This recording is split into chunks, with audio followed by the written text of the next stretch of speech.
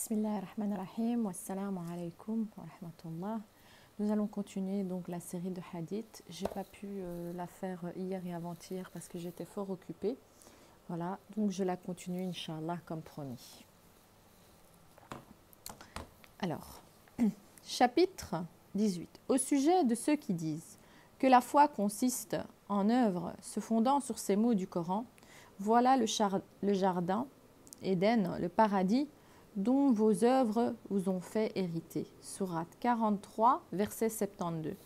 Ici, on comprend très bien qu'en fait, le paradis, il faut travailler pour pouvoir y arriver. Donc, ce qu'on appelle les œuvres, les actes d'adoration, le bon comportement encore une fois. Donc, voilà, ça se relie. Un certain nombre de docteurs estiment que dans ces mots « par Dieu », nous les tiendrons tous ensemble pour responsables de ce qu'ils auront fait.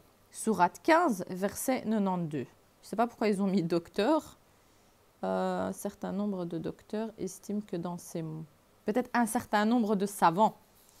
Mais comme c'est donc le livre Bukhari, traduit par Oudas et Will Marseille, entièrement revu, corrigé, annoté par Corentin Pabio Abou Suleiman.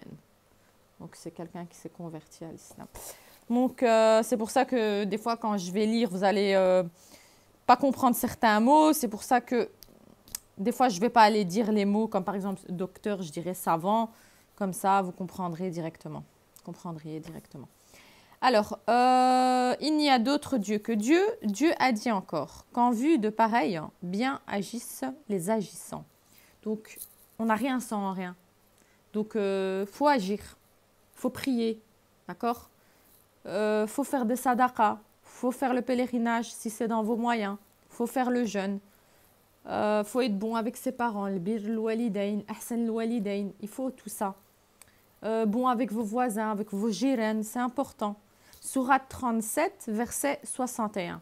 Donc, tout ça, en fait, c'est l'a'mal diyalkoum qui vont vous faire rentrer au paradis. Vos a'mal, c'est ce qui va peser lourd dans l'wazna, dans la balance, au jour du jugement dernier. Allah va peser tout ça et si vos œuvres étaient bien faites et dans ce que demande Allah, sans ostentation et orgueil, eh bien, vous serez du genre du paradis. Allahumma ja'alna minan nas al-jannah. Allahumma amin. Toujours dire amin, d'accord? On va essayer de faire pas une longue vidéo parce que je sais qu'il y en a que j'ai remarqué, les rappels, ça intéresse pas beaucoup de monde et surtout quand il n'y a pas de... Il n'y a rien, moi voilà, je ne montre pas mon visage, il n'y a rien en fait, il n'y a rien. Il n'y a même pas de fond derrière, je vous dépose sur ma table et je vous explique les hadiths. Et donc comme il n'y a pas ça, il n'y a pas quelque chose et tout, il n'y a pas beaucoup de gens qui écoutent les rappels. Il faut être honnête, si ce n'est que des petits trucs de 1 minute, 2 minutes. Eh bien, j'aimerais vous dire une chose. Il est important d'écouter les rappels. Peu importe que ça prend 1 minute, 2 minutes, 20 minutes, 1 heure. Le rappel, il finit par apaiser la personne, mais aussi par lui apprendre des choses qu'elle ne savait pas. Donc là, on est occupé à lire un livre de hadith, d'accord, qui a été écrit après la mort du prophète alayhi salatu wassalam. Eh bien, on a certaines activités du prophète alayhi salatu wassalam, sa manière de parler avec ses compagnons, etc., etc. Donc, je vous avais rapporté, je vous avais dit que voilà, il y avait des gens au temps du prophète alayhi salatu wassalam qui l'aimaient beaucoup et d'autres qui ne l'aimaient pas, mais qui ne le montraient pas de son vivant et qu'ils ont attendu qu'il est mort. Donc, encore une fois, on revient toujours à dire Allahu a'lam, ça c'est meilleur pour nous. Qu'on n'a pas cette science qu'avaient les gens d'avant. Et non plus, on n'a pas la science. Même s'il y a des gens qui ont une science plus élevée que nous, on n'a pas la science qu'avait qui? Allah Azza wa Jal. Allah, il a toute la science. À lui appartient la science. Al-alim, pas al-halim. Al-alim. Donc, mu'allim, encore une fois, notre professeur, c'est Allah Azza wa Jal. D'accord? Donc, je continue.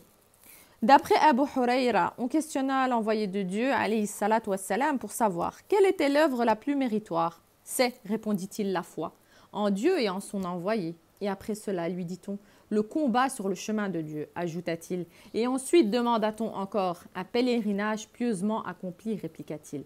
Donc ici, vous voyez, c'est pas difficile. Il faut adorer Allah sans rien lui associer. Hein? C'est facile à dire, c'est vrai, mais je vous jure que si on commence à éduquer son âme tous les jours, hein, eh bien, vous verrez que votre âme, plus elle sera éduquée, plus elle penchera vers les bonnes choses. Si vous ne l'éduquez pas, vous la laissez tomber, vous l'abandonnez, elle vous montrera des mauvaises choses. Croyez-moi.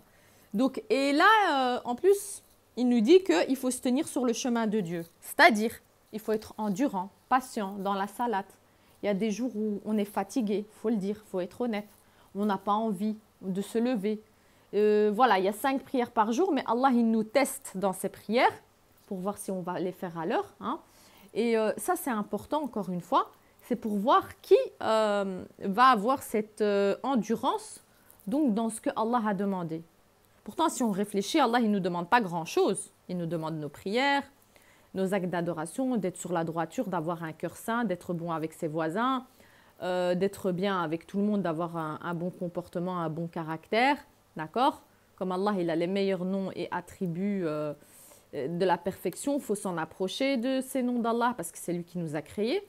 Et encore une fois, voilà, il ne nous demande pas grand-chose et il nous demande si on a nos moyens de faire le pèlerinage.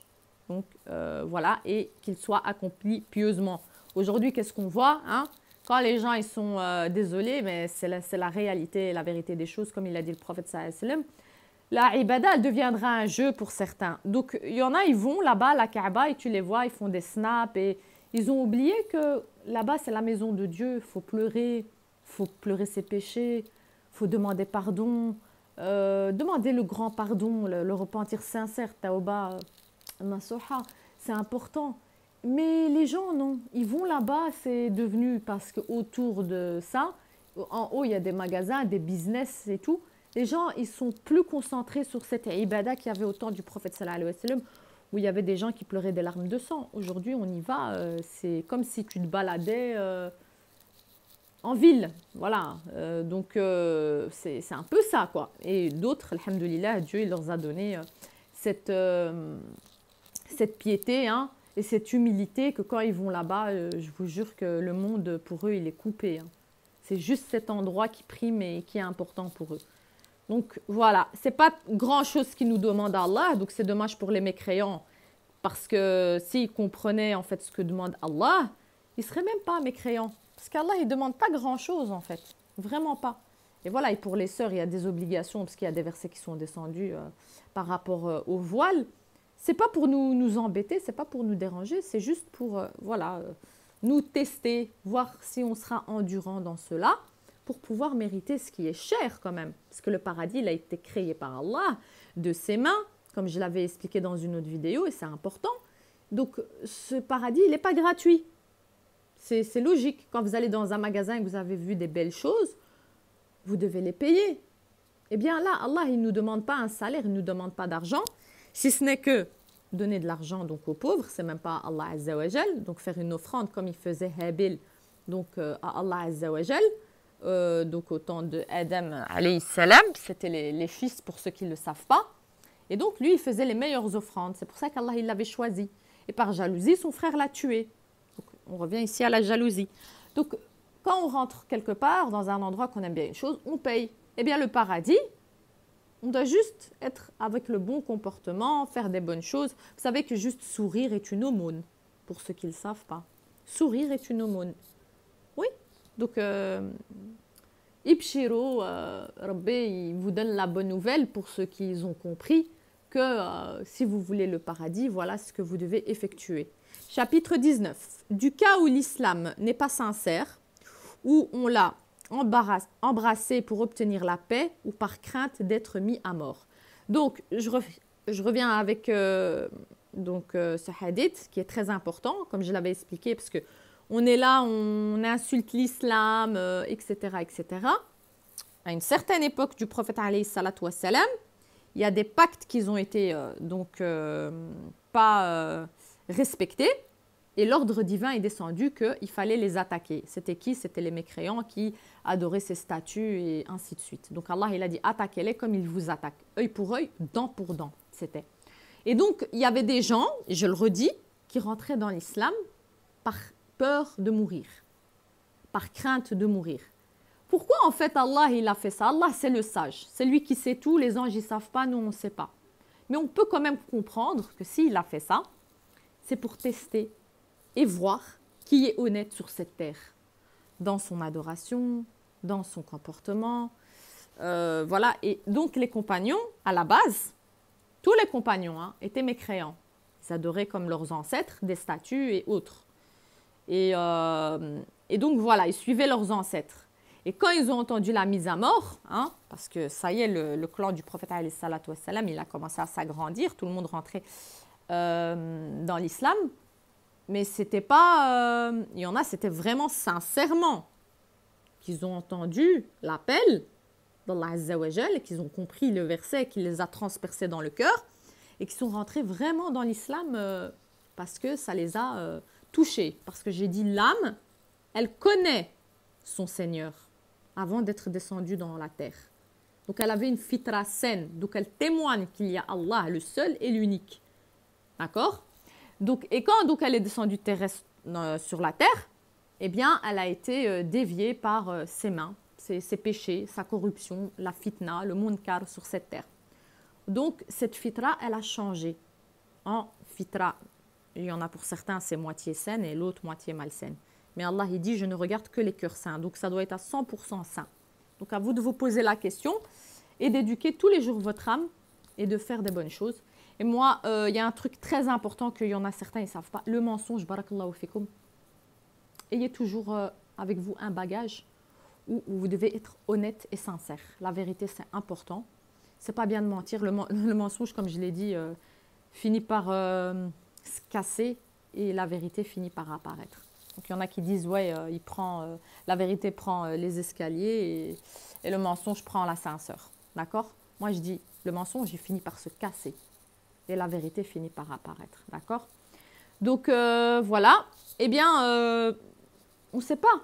Il n'y a qu'Allah qui عرف القلوب الناس. Il n'y a que Allah qui connaît les cœurs des gens. Les في الأنفس ديالهم, il n'y a qu'Allah qui sait ça. Donc, je parle un peu l'arabe parce qu'il y a les mots, des fois, c'est important, même si vous ne comprenez pas l'arabe. Je suis obligée de temps en temps de mettre des mots en arabe parce que l'anfus, c'est vos nefs, c'est vos âmes. C'est plus beau en arabe, moi je trouve, donc qui témoigne en fait de la croyance d'Allah Azza wa Jal. Voilà, c'est ça que je veux dire. Donc je vais m'arrêter là pour aujourd'hui.